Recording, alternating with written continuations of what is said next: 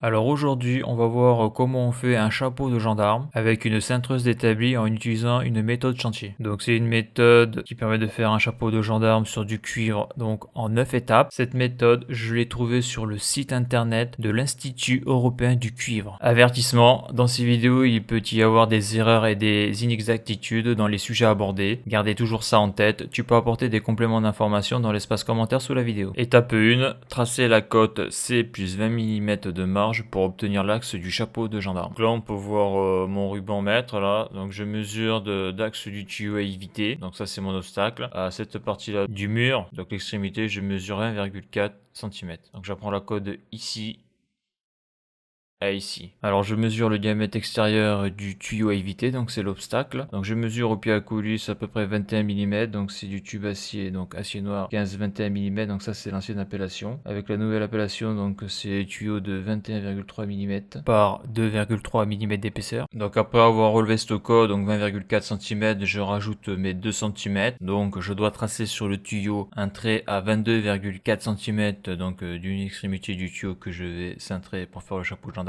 Donc là on vient de finir l'étape 1. Donc maintenant on va passer à l'étape 2 qui est de calculer la longueur X à l'aide de la formule suivante. Donc 1,5 diamètre extérieur du tube à cintrer plus 1,5 diamètre extérieur de l'obstacle plus 10 mm. Ça nous donne la cote X. Donc j'ai fait un petit schéma pour expliquer la cote X. Donc là bon, comme je l'ai dit là juste avant, là, donc là c'est ma cote C, donc d'axe à axe. Je rajoute 20 mm en marge, c'est-à-dire que lorsque je vais placer mon chapeau de gendarme sur l'installation, il va peut-être falloir que j'enlève peut-être 10 mm de cuivre pour que le haut du chapeau gendarme soit aligné avec l'axe du tube. Donc ça c'est un chapeau gendarme pour le cuivre. Donc les chapeaux gendarmes sur le cuivre ont une particularité par rapport au chapeau gendarme sur l'acier, c'est que là il y a toujours un plat, une longueur droite. Ici, là, on a un premier cintrage. Là, on a une longueur droite. Ici, là, on a un cintrage. Là, on a une longueur droite. Et ici, on a un cintrage. Et là, on a la longueur droite. Donc ça, on le fait, c'est parce que avec le cuivre, suivant l'outil qu'on utilise, on a besoin d'une longueur droite pour pouvoir utiliser l'outil de cintrage. Donc là, je vais cintrer avec une cintreuse d'établi, mais c'est la même chose avec une pince à cintrer. On a un petit crochet pour tenir le tube et il faut pouvoir le placer. D'où la nécessité d'avoir une partie plate sur le chapeau de gendarme. Donc là on peut voir sur cette photo là ce que je dis là au niveau de la partie plate. Donc ici on a le crochet, donc il doit faire 1 cm de long. Et donc là on voit la partie courbée là du chapeau gendarme, quoi, une partie du chapeau de gendarme. Et on voit bien que pour mettre ce crochet là, on est obligé d'avoir une partie plate. Donc là j'ai fait le grand coup, là je vais faire le contre-coude là. Sans partie plate je ne peux pas mettre ce crochet là. Alors que sur l'acier par exemple, lorsqu'on le fait avec la cintreuse hydraulique, eh bien on n'a pas besoin de partie plate, c'est-à-dire qu'on peut enchaîner les coudes, coude et contre-coude. Il n'y a pas ce genre de problème là parce que l'appareil fonctionne de manière différente. Pour la cintreuse d'établi et la pince à cintrer, on a besoin d'une partie plate pour faire un chapeau de gendarme avec du tube en cuivre. Donc ce sont les traits qui sont en bleu sur le dessin. Il faut pouvoir placer ce crochet. Et donc si je devais enchaîner que des arrondis là, donc coude, alors ici c'est le coude contre coude, sans partie droite, là je ne pourrais pas mettre le crochet. D'ailleurs on verra sûrement dans d'autres vidéos que quand je fais pas cette partie plate là, c'est la galère à faire quelque chose de précis. Donc dans la technique de cintrage chapeau gendarme avec la cintreuse d'établi, eh bien moi j'ai besoin de donc tracer la cote C, donc c'est facile sur le tuyau là, donc là j'ai mon tube à cintrer, donc là je trace ma cote C, donc avec un feutre ou la craie de Briançon, et donc après là j'ai besoin donc de cette cote X là pour faire les cintrages que je dois faire, c'est-à-dire les deux contre-coudes, ici c'est un contre-coude, ici c'est un contre-coude et ici c'est le grand coude. Et donc on le voit, la cote X c'est ça. Donc c'est une formule à retenir, donc bien sûr c'est une méthode chantier, les méthodes chantier sont beaucoup moins précises que la méthode précise qui est la méthode traçage à l'épure, qu'on verra dans d'autres vidéos. Donc pour calculer cette longueur X, c'est-à-dire le trait que je dois reporter sur mon tuyau pour pouvoir faire le cintrage, il faut que j'utilise la formule suivante. 1,5 diamètre donc extérieur du tube à cintrer, plus 1,5 diamètre extérieur de l'obstacle, plus 10 mm. Et donc j'ai ma cote X. Alors le tube cuivre qui va me servir à faire le chapeau de gendarme, c'est du tube de 16. Même si sur la photo, sur le pied à coulisse, on lit à peu près 15 mm. Donc ça c'est problème de placement du pied à coulisse. On voit clairement que le tuyau est mal placé, hein. Je l'ai mis trop en haut. D'ailleurs c'est étonnant que je ne l'ai pas vu, mais bon, c'est pas 15, c'est bien 16 mm. Mais je vais utiliser du tube cuivre écroué de 16 mm. Et donc dans ce cas-là, mon tube à cintrer, donc c'est du tube de diamètre 16. Donc la formule c'est 1,5 diamètre extérieur. Donc 16 divisé par 2, ça fait 8 mm. Au niveau de l'obstacle, donc c'est 1,5 diamètre extérieur de l'obstacle. Donc c'est du tube en 15-21, donc 21 mm c'est le diamètre extérieur du tuyau, divisé par 2. donc ça fait 10,5 mm. Je rajoute les 10 mm, donc plus 10 mm, plus 10, et j'ai ma cote X, donc ma cote X est de 28,5 mm. Donc après la troisième étape, tracer la longueur X de part et d'autre de l'axe du chapeau de gendarme. Donc maintenant je prends mon bout de tube cuivre et je vais reporter dessus la cote C qui est de 22,5 cm. En réalité la cote est de 22,4 cm avec l'ajout de 2 cm de marge de sécurité, mais j'arrondis à 22,5, sachant qu'à la fin je serai obligé de couper l'excès de cuivre pour pouvoir mettre le chapeau de gendarme dans l'axe du tuyau que j'évite, c'est-à-dire l'obstacle que j'évite avec mon chapeau gendarme. Donc là, je vais reporter la cote X de chaque côté en partant de l'axe du chapeau de gendarme. Donc je vais tracer deux traits qui vont me servir pour le cintrage. Le trait que l'on voit sur le tuyau, c'est la cote C. Donc là, je trace le premier trait de la cote X. Et là, je trace le deuxième trait de la cote X, donc voilà. Après je continue le trait, donc je fais le tour du tuyau, parce que lorsque je vais cintrer, lorsque je vais manipuler la pièce, si je ne fais pas le tour du tuyau, eh bien il y a des moments où je vais ne pas voir mon trait qui va me servir à positionner ma pièce pour la cintrer. Donc quatrième étape, placer un des traits d'extrémité sur le repère 0 degré de la forme de la cintreuse. Donc là j'ai le tube de cuivre avec trois repères. Sur le repère de gauche j'ai marqué la lettre A, sur le repère de droite j'ai marqué la lettre B. Et le repère du milieu donc c'est la cote C, c'est l'axe du chapeau de gendarme. Donc avant toute chose je contrôle la forme cintrée sur la cintreuse établie. Donc là je vois que c'est une forme de 14 et j'ai besoin d'une forme cintrée de 16 mm car le tube cuivre que je vais cintrer fait 16 mm de diamètre extérieur. Là où je mets le doigt, on voit qu'il y a de gravé sur l'acier le nombre 16 pour 16 mm. Donc je place la forme de 16 sur la cintreuse établie. Donc ici, donc là où il y a mon curseur de souris, je contrôle que le galet soit bien sur la forme de 16 mm. Donc on voit là il y a comme une petite rigole. Là il y a une rigole aussi. Donc il y a 4 côtés et chaque côté correspond à un diamètre de tuyau. Donc là je suis bien sur 16 et c'est marqué là ici là sur le côté. Sur le côté il y a un nombre avec indiqué donc la valeur du diamètre du tube qu'il faut mettre. Alors comme on peut le voir sur cette photo là, on peut voir que ici là, eh bien c'est pour un tube de 12, ici c'est pour un tube de 16, ici c'est pour un tube de 18 et en dessous là c'est pour mettre un tube de 14 mm. Et donc sur cette photo là, bon là je l'ai mis sur un tube de 18 mm. Là on voit que c'est une forme cintrée de 18 mm. Donc après il suffit de bien positionner son galet sur le bon diamètre du tuyau. Et ça il faut pas oublier de le faire. Je rappelle que si on met pas la bonne forme cintrée, le tuyau va être aplati lors du cintrage. Et donc pour faire ce chapeau de gendarme, je mets bien une forme cintrée de 16 mm avec le galet sur la forme de 16 parce que j'utilise du tube cuivre de 16 mm. Et je l'ai pas dit, j'utilise du tube cuivre écroué. Et pour faire le cintrage, je ne recuis pas le cuivre. Dans ce cas-là, à noter que je ne recule pas le cuivre parce que je suis sur une cintreuse établie. Mais si ça avait été une pince à cintrer, je l'aurais sûrement recuit pour que ça soit plus facile à cintrer. Donc en gros, pour savoir s'il faut recuire ou pas, c'est pas compliqué. C'est dès que ça force trop, il faut recuire parce que sinon on va abîmer l'outil de cintrage ou le tuyau va se déformer, voire il va pincer. Donc on le voit très vite lorsqu'il faut recuire un tube cuivre ou pas. Donc là, ce galet-là, il est mobile, c'est-à-dire que lorsque je vais mettre mon tuyau ici et lorsque je vais serrer le galet sur le tuyau, lorsqu'après avec le levier, lorsque je vais donc faire tourner la forme à cintrer, eh bien le galet va bouger en même temps que le tuyau. Donc ça on va le voir après dans la vidéo. Donc là je place le repère A qui est sur le tuyau sur le repère 0 de la forme à cintrer. Donc là j'ajuste. Et là on voit que j'ai aligné les deux traits. Donc pour que ce soit plus clair, donc là j'ai mon tube cuivre qui est dans la cintreuse établie. Donc là j'avais dessiné, donc là c'est le repère C, donc c'est l'axe du chapeau gendarme. Là j'ai projeté ma cote X qui est ici et ici, donc j'ai mis deux lettres B et A. Donc j'ai mis la lettre A alignée avec le repère 0 de la forme à cintrer, donc 0 degré, 45 degrés, 90 degrés, 135 degrés, 180 degrés. Et donc ce repère-là doit être aligné avec ce repère-là, donc le repère qui est sur la cintreuse établie. À noter que le galet ici qui est mobile, il faut qu'il soit aligné là avec cette partie-là de la forme à cintrer, parce que lorsque je vais mettre le manche et ici je vais mettre le crochet, eh bien ça peut me gêner ça. Donc là c'est limite, il faut bien faire attention avant de serrer le galet qui est ici, parce qu'en haut on a comme un étau, on peut serrer le galet sur le tube, et donc le tube va être collé sur la forme à cintrer. Il faut faire attention que ça soit aligné avec ça. Donc il aurait fallu que je le pousse un peu plus de 3-4 mm pour bien faire. Donc tout est bon. Là je mets le manche. Donc avant de mettre le manche, il faut bien sûr dévisser le crochet. Donc là c'est ce que je suis en train de faire. Et là je mets le crochet et je serre.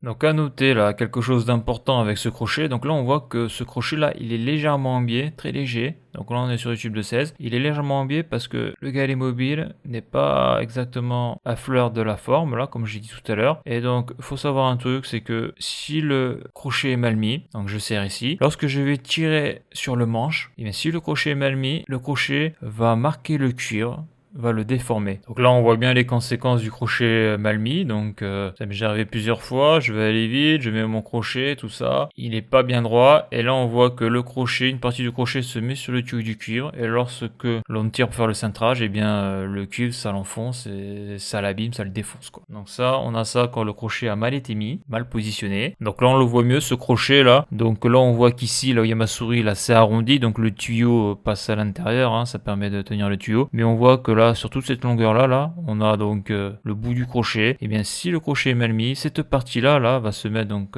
sur le tuyau cuivre, et donc lorsque l'on va serrer et surtout lorsque l'on va tirer, cette partie là qui fait 1 mm, 2 mm va s'enfoncer dans le tuyau et ça va le déformer. Donc ça, il faut faire très attention lorsque l'on positionne son crochet, parce que une fois que l'on aura cintré, voilà, s'il y a cette marque là sur le tuyau, on voit que le cuivre a été fragilisé quoi.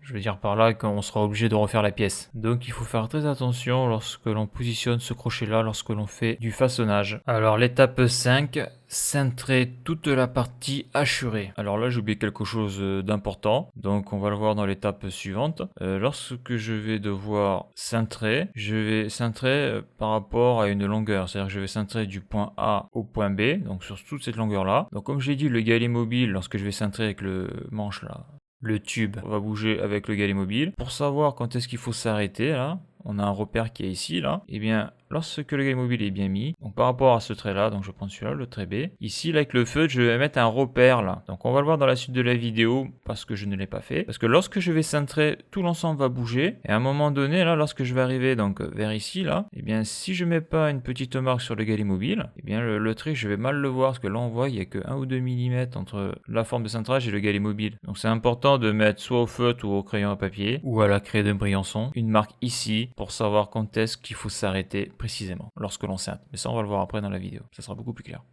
Donc là, je cintre toute la partie hachurée, donc là, on voit bien que comme j'ai pas mis de repère sur le galet mobile, j'ai du mal à voir l'alignement. Donc là, j'estime que l'alignement est ici, donc il faut que j'aligne avec le trait du haut. Et voilà, l'intérêt de marquer son galet pour pas se tromper. Alors l'étape 6, reporter sur la forme à cintrer le trait d'axe du chapeau de gendarme. Alors dans un premier temps, je libère le tube, donc je desserre le galet. Donc on voit bien que le repère est bien aligné avec le repère du haut, donc le repère de la cintreuse établie. Donc ici on a l'autre repère, hein, donc ça c'est côte X ici, côte X ici. Ici c'est l'axe du chapeau gendarme. Donc là, par rapport à la procédure, il faut, là je l'ai fait là, tracer sur la forme à cintrer, donc un trait, donc soit au feutre ou à crayon qui soit aligné avec le trait d'axe du chapeau de gendarme. Donc là on voit que je le trace directement sur la forme, aligné avec le repère qu'il y a sur le tuyau. L'étape 7, retourner le tube et positionner le repère A juste derrière le crochet de la cintreuse. Donc là je vais prendre le tuyau, j'enlève le manche pour pouvoir le tourner plus facilement. Donc là je le tourne. Donc là je suis en train de le prépositionner. Je serre et là je vais ajuster le tuyau. Donc là je commence à mettre le manche et son crochet. Donc je le prépositionne avant d'ajuster le crochet avec le repère qu'il y a sur le tube. Là on voit bien que j'ajuste la position du tuyau. Je fais en sorte que le repère qu'il y a sur le tube soit à fleur avec le côté droit du crochet. Le repère sur le tube est ici, le crochet est là et on voit que ici c'est aligné. C'est à fleur du crochet là. Donc là mon crochet est bien positionné. Le crochet est à fleur du repère. Avant de cintrer, il faut contrôler la planéité du tube avec le niveau où elle est lorsque l'on est habitué, car sinon le chapeau de gendarme risque d'être déformé. Donc une fois que je suis niveau, je serre le galet contre le tube et la forme, et on remarquera que ces cintres établis, lorsque je la touche, elle bouge beaucoup. Donc on voit qu'il y a pas mal de jeu sur cet outil, qui fait qu'à chaque fois j'ai du mal à faire un chapeau de gendarme sans avoir besoin de faire des corrections sur le cuivre. Le tuyau est de niveau, la planéité du chapeau de gendarme a l'air d'être correcte. L'étape 8, cintrer afin que le repère tracé sur la forme à l'étape 6 corresponde avec le repère de la glissière. Alors le repère il est ici sur la forme de cintrage et là je vais cintrer. Voilà, les deux repères sont alignés. Alors l'étape 9, la dernière étape, enlever le tube, l'inverser afin d'effectuer la même opération à partir du trait B pour le dernier cintrage. Donc là on peut voir que j'ai fait là le contre-coude, donc là j'ai le coude du chapeau gendarme. Donc maintenant je vais dévisser le crochet là pour pouvoir enlever le tube. Et je vais aussi bien sûr desserrer le galet et je vais retourner le tuyau et faire la même manœuvre que j'ai utilisée là pour faire le contre-coude. Je vais faire la même chose mais ici, là, de ce côté là. Je desserre le crochet pour pouvoir enlever le manche. Après, je desserre le galet, ce qui me permet de libérer le tuyau. Donc après le tube, je vais le retourner pour pouvoir finir le chapeau de gendarme. Donc là, je vais le placer. Je le prépositionne grossièrement. Donc je laisse à l'œil assez de place pour pouvoir mettre le crochet donc entre le galet et le trait du repère A. Et après, j'ajuste précisément donc la position du tuyau pour que le crochet soit à ras du repère que j'ai tracé sur le tube. Après, je serre le galet contre le tuyau, je serre le crochet. Le crochet est à fleur du repère. Maintenant, je dois contrôler la planéité de la pièce. Je l'ajuste pour qu'elle soit de niveau. Je constate que le niveau est bon, donc la planéité de la pièce est correcte. Je contrôle que le repère n'a pas bougé pendant que je contrôlais la planéité du tube, donc là tout est bon. Alors je vais aligner le repère que j'ai fait sur la forme et je vais l'aligner avec l'autre repère qu'il y a sur la cintreuse établie. Et donc là je cintre progressivement jusqu'à ce que les deux repères soient alignés. Donc là c'est le cas. Après je desserre le crochet et j'enlève le manche. Je desserre le galet pour pouvoir enlever le chapeau de gendarme et on peut constater qu'à l'œil, mon chapeau de gendarme a un défaut de planéité. On peut voir que les deux branches ne sont pas alignées. Alors avec un niveau ou une règle en alu, en posant le chapeau de gendarme dessus, on voit clairement le défaut. Donc je pose mon chapeau de gendarme sur mon niveau, j'aurais pu le poser sur règle en alu. Donc là, cette partie là du tuyau là est clairement sur le niveau. Donc là, il n'y a pas de souci. Donc là, j'ai le chapeau gendarme là. Et là, on voit que ici déjà, ça touche pas le niveau. Et on voit qu'en plus là, l'espace augmente. Donc là, il y a un défaut de planéité. Donc lorsque j'ai fait mon cintrage, eh bien, j'ai cintré trop loin. Donc comme je l'ai dit, cette cintreuse établie est du jeu. Après, je ne la maîtrise pas trop, c'est-à-dire que j'ai pas fait beaucoup de cintrage sur cet appareil-là. Donc pour corriger le défaut, il y a deux méthodes. Soit je fais la correction à froid ou à chaud. Donc la correction à froid, c'est ce que je vais faire après. Et le mieux, c'est de le faire à chaud, c'est-à-dire que ils mettent un petit coup de chalumeau ici, là où il y a ma souris, pour le recuire, pour pouvoir après corriger le défaut, c'est-à-dire redresser le tuyau. Alors pour corriger le défaut,